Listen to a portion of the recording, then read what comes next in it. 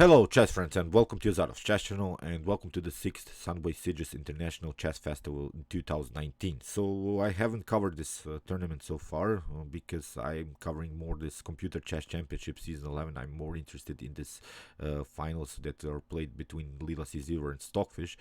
But I wanted to follow Praggnanandha's career because I think Praggnanandha's career is something to follow. My opinion is that Praggnanandha will be, in one particular moment in chess history, the next world champion. I'm sure of that. Even if I'm wrong, you can correct me, but I still think he has all of the potential to become the world champion. And an interesting thing happened in the round 5 of this Sunway Sidges International Chess Festival. So Praggnanandha had perfect 4 points out of 4 possible games. So he faced then also Anton Korobov, who had also perfect score. So they faced in the 5th round, and this game was really sort of a game for the throne. And I wanted to see how Praggnanandha will play in this critical moment of the tournament and how much rating he will get also in this tournament, because if you know, Praggnanandha has now become the world's youngest 2600 rated player. He gained that rating only with 14 years old, so it's an incredible thing. So that's why I wanted to follow his career even more, and I'm really looking forward to watch many of his games. So let's see the game and what happened in this chess game between Praggnanandha and Anton Korobov. Anton Korobov, don't forget it, he's a real strong grandmaster from Russia, and he'll play here a very nice game here against Praggnanandha. So e4 played by Prago. We have c5, knight to f3, d6, d4, c takes d, knight takes d, and now after knight to f6, knight to c3, a6, we have the Najdorf defense. And the Najdorf defense is really a great defense against e4. If you have troubles, maybe check it out. Try to see common lines, common tactical possibilities. It's a great opening for black. Here g3 was played by Praggnanandha. He has played this opening line very often now. I've seen it many times, playing this particular line. Here e5, played by Korobov, also a very common idea in the Najdorf defense. Here, going into the so-called chevening system with e6, I think it's not so good because after bishop to g2, this diagonal still can get open with some potential e5 moves. So that's why here I think the best response is to play e5 like Korobov did here in the game. Knight to e2 was played. There is also a line knight to b3. Still you have the control of the d5 square. Now black has several problems in this particular position. Black is always this weak d5 square, but also this weak d6 pawn. But the problem for white is that you cannot attack the d6 weakness with some knight to b5 moves. You would love to do that. It's not possible. That's why this setup by black, or this Najdorf setup, is sort of a restricting setup, not allowing you some very important jumps of the knight. So if you try even something like knight to a4 with bishop to e3, it can always be met with knight to d7 and protecting this weak b6 square. So we have many weaknesses in black's position, but it's hard for white to attack the weaknesses. So in the game, knight to e2 played by Praggnanandha. This is sort of a reloading system. Maybe get use first of this d5 weakness, then reload with our other knight on c3, and then again place our knight on this d5 weakness. So occupying the weak square is the most important strategical element in from white's perspective in this Najdorf defense. Here knight from b to d7 was played by Korobov, and now we have a4, creating sort of a blocking system, not allowing b5 pawn breakthroughs here. If that happens, black will have the control. Black will have the space advantage on the queen side, and will also launch probably a minority attack. The minority attack from black's perspective is a common idea to play basically with these two pawns against these three pawns, trying to create weaknesses, further weaknesses in white's position. So that's why a4, a prophylactic move here by Praggnanandha, very nice idea, so preventing this b5 idea. So bishop to e7, bishop to g2, we have here castling by Korobov, and now castling also by Praggnanandha. So here b6, also common move by Korobov, trying simply to develop here this bishop to b7, attacking here maybe also the e4 weakness, but it's really hard here for black to attack any weaknesses. Basically black is trying now to go into a positional setup, maybe into a blocking system with knight to c5, even more attacking, forcing maybe some f3 weaknesses by white. But after this b6 move, I think Praggnanandha makes maybe the first lightning accuracy, h3, which seems like a good move. It's preventing some knight to g4 ideas. I don't know, maybe some really annoying attacks by the knight, but this h3 further weakens the pawn structure in front of the king, and now Korobov uses the moment immediately and plays h5. The problem of this setup of Praggnanandha is that you don't have this knight on the natural square on f3. So if you would have the knight on f3, then it's not possible this h4 move. This h4 move really weakens the pawn structure in front of. And if you try something like h4 to block it, then knight to g4 is again a very powerful outpost, and now black has the opportunity even to push the pawn on f5 here. So as I said, although it's playable, but I simply don't like this h3 move. Correct me if I'm wrong. Here h5, perfect move here by Korobov. Here we have knight to d5, a common idea by Praggnanandha. Here after knight takes, queen takes d5. You don't want, of course, to take with the pawn because it leaves the opportunity for black to create sort of a pawn storm here, and these two connected pawns in the center are very powerful. You can try maybe something like f4, but here after e4 you're simply blocked out. We have even the possibilities then further would push the pawn here on g5 and creating even more weaknesses. And again, if you try something like h4 to block it, then you leave again this g4 weakness. So here queen to d5, rook to b8, preparing here this bishop to b7 idea, kicking away the queen. Knight to c3 was played by Praggnanandha, this reloading system, as I said, bringing now this other knight, and then maybe try to create another outpost on d5. h4, you see how dangerous this attack is by Korobov. You have to weaken further the pawn structure. If you try g4, it's not so good because then you leave your f4 weakness. So this is really tricky stuff that Korobov has prepared here against Pragu. g4 also weakens further the pawn structure, so that's why here Praggnanandha decides to go g takes h4, but now knight to c5 played. This pawn can always be taken. It's not such a problem. The more important idea is that now Korobov has prepared a very dangerous attack with bishop to e6. So if you try b4 here to kick away the knight, then we have knight to e6. Here bishop to e3 has to be played because there is now a weakness here. The square d4, which can Korobov use, of course. And here after knight to d4, if you take bishop to d4, it's not about taking the bishop immediately. Bishop to e6 would be the main idea here, kicking away the queen. But now after bishop to b6, we can first take the bishop. The queen has to retreat, but now we can take the pawn on b4. And now in this position, I think the bishop pair is so much better. We have still the possibilities to play our common idea f5. We have a battery on the b file. There is a certain weakness here on c3. The c2 pawn is also a weakness, and these three pawns are also weaknesses in white's position. So I think black has here a favorable game. So in the game that's why after knight to c5, Praggnanandha simply continued with bishop to e3. Here we have bishop to e6 anyway, and now queen to d2. Now finally Korobov takes. You see how he first played very actively with pieces, then he took the pawn, which is a very important thing, and now f4 played by Praggnanandha, trying to get a pawn breakthrough here, trying to open the f file. But again, I think Korobov has defended here very good against Praggnanandha's setup. Here this knight is very powerful. Again, I'm pointing out, if you try b4 to kick it away, then you will leave your c2 weak. Your knight on c3 is an object of black's attack, so that's why b4 is so far not a possibility. So here Korobov plays e takes f4, bishop f4, and now knight to b7, very important defensive move. We are staying on the defense of this very weak pawn on d6. Still, this knight to d5 now idea is not so powerful anymore, because in some occasions we can get rid of this.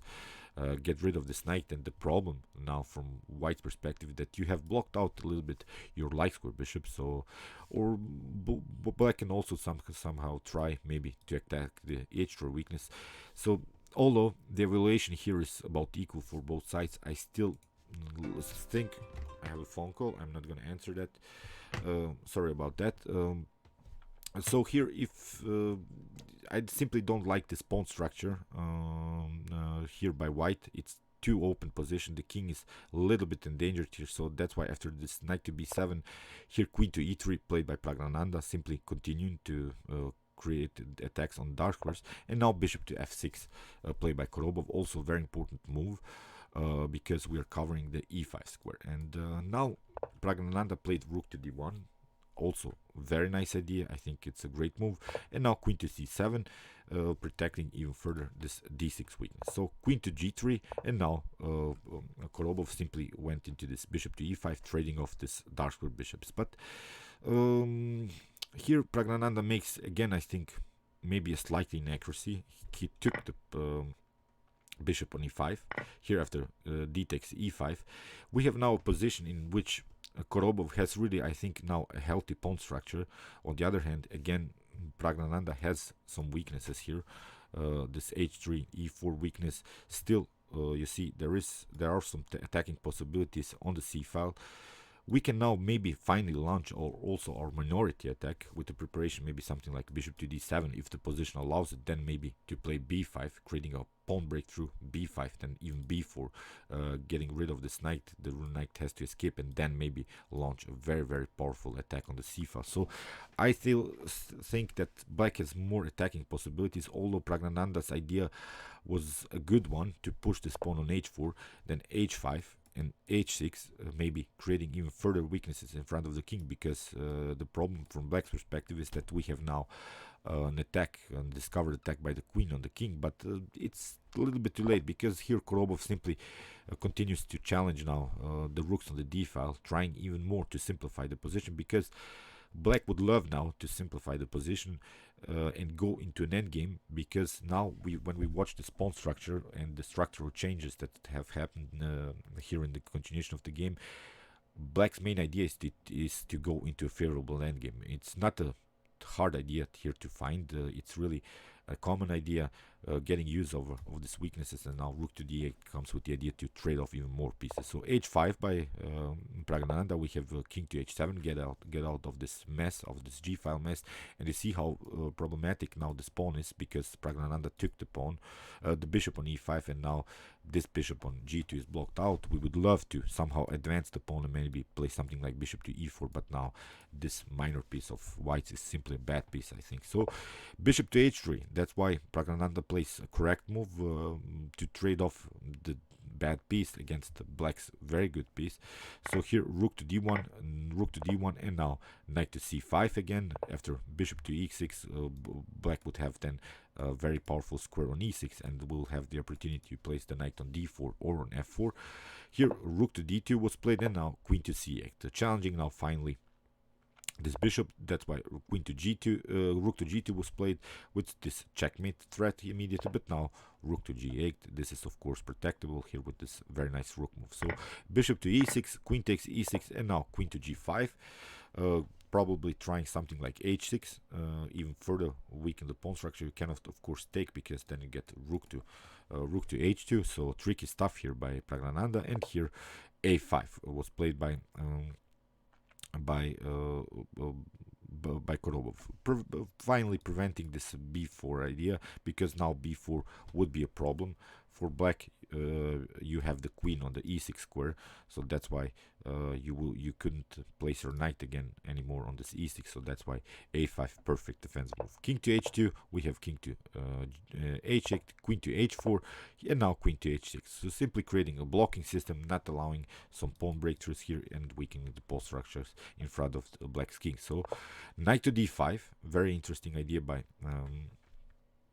Praggnanandha, trying maybe here knight to e7 and then knight to f5, kicking away the queen.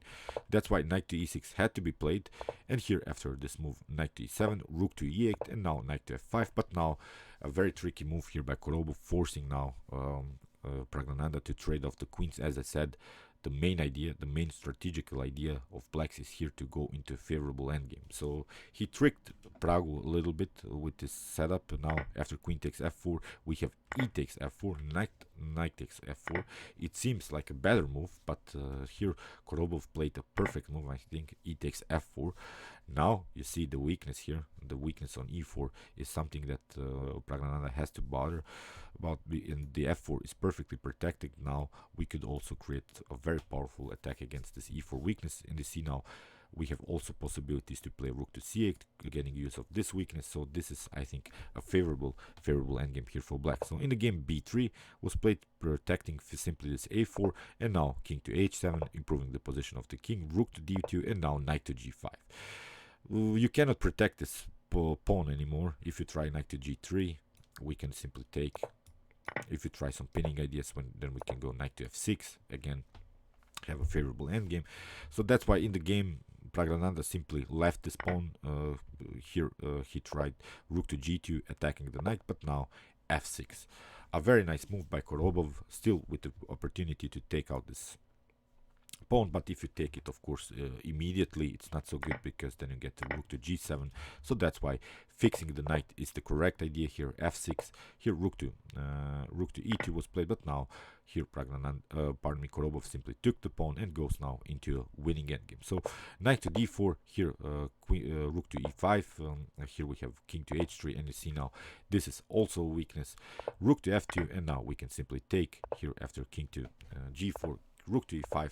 Here Praggnanandha simply attacked the rook, knight to c6, but now rook to c5. Here we have knight to e7, and now g6, rook takes f4, king to g7, and now rook to d4, and here rook on c7, rook to d3 was played, but now simply after trades of pieces we have now favorable endgame here, because black has this endgame element. It's this two connected pass pawns, and this is now simply winning for black, and Anton Korobov won this game. So I wanted to show you really also losing game by Praggnanandha.